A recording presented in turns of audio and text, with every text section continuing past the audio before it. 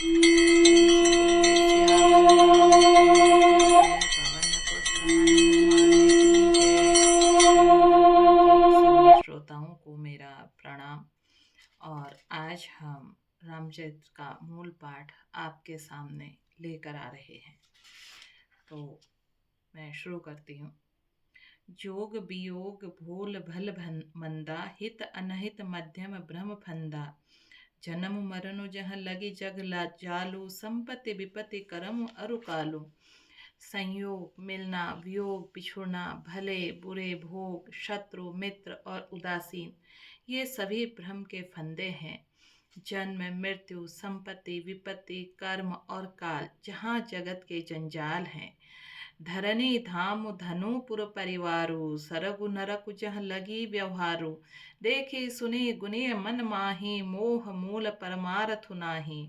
धरती घर धन नगर परिवार स्वर्ग नरक आदि जहाँ तक व्यवहार हैं, जो देखने सुनने और मन के अंदर विचारने में आते हैं, इन सब का मूल मोह अज्ञान ही है, परमार्थता ये नहीं है। सपने होय बिखारी नृप रंकु नाकपति होई, जागे लाभ न हानि कछूति में प्रपंच जिए जोई। जैसे स्वप्न में राजा भिखारी हो जाए या कंगाल स्वर्ग का स्वामी इंद्र हो जाए और जागने पर लाभ के हानि कुछ भी नहीं है, वैसे ही इस दृश्य प्रपंच को हृदय से देखना चाहिए। अस विचारि नहीं कीजूं रोसु, काहू ही बादि न देहि दोसु। मोह निशा सब सोव निहारा, देखे सपन अनेक प्रकारा। ऐसा विचार कर क्रोध नहीं करना चाहिए, न किसी को व्यर्थ ही दोष देना चाहिए। सब लोग मोह रूपी रात्रि में सोने वाले हैं और सोते हुए उनके अनेकों प्रकार के स्वप्न दिखाई देते हैं। एहि जग जामिनी जागहि जोगी, परमामारथि प्रपंच वियोगी। जानई तबे जीव जग जागा, जब सब विषय विलास विरागा। इस जगत रूपी रात्रि में योगी लोग जागते हैं, जो परमार्थी और प्रपंच माइक जगत से छूटे हुए हैं। जगत में जीव को जगा हुआ तभी जानना चाहिए जब संपूर्ण भोग विलास से वैराग्य हो जाए। होई विवेकु मोहि भ्रम भागा, तब रघुनाथ चरण अनुरागा। सखा परम परमारथु एहूँ, मन क्रम वचन राम पद नेहूँ। विवेक होने पर मोह रूपी भ्रम भाग जाता है, तब अज्ञान का नाश होने पर श्री रघुनाथ जी के चरणों में प्रेम होता है। हे सखा, मन वचन और कर्म से श्री राम जी के चरणों में प्रेम होना, यही सर्वश्रेष्ठ परमार्थ पुरुषार्थ है। राम ब्रह्मा परमामारथ रूपा, अभिगत अलख अनादि अनूपा। सकल विकार रहित कत भेदा, कही नित नेति निरूप वेदा। श्री राम जी परमार्थ स्वरूप परम वस्तु परम ब्रह्मा हैं।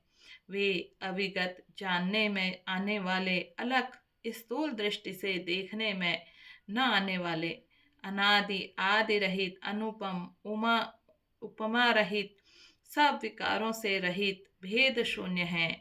वेद जिनका नित्य नेति नेति करके निरूपण करते हैं। भगत भूमि भूसुर सुरभि, सुरहित लागे कृपाल। करत चरित धरि मनुज तनु, सुनत मिटहि जगपाल। जहाँ कृपालु श्री रामचंद्र जी भक्त भूमि ब्राह्मण गौ और देवताओं के हित के लिए मनुष्य शरीर को धारण करके लीलाएं करते हैं, जिनके सुनने से जगत के जंजाल मिट जाते हैं। तो धर्म दर्पण के सभी श्रोताओं से मैं कहूँगी कि आप एक बार प्रेम से बोलिए सिया रामचंद्र की जय, पवन पुत्र हनुमान की जय।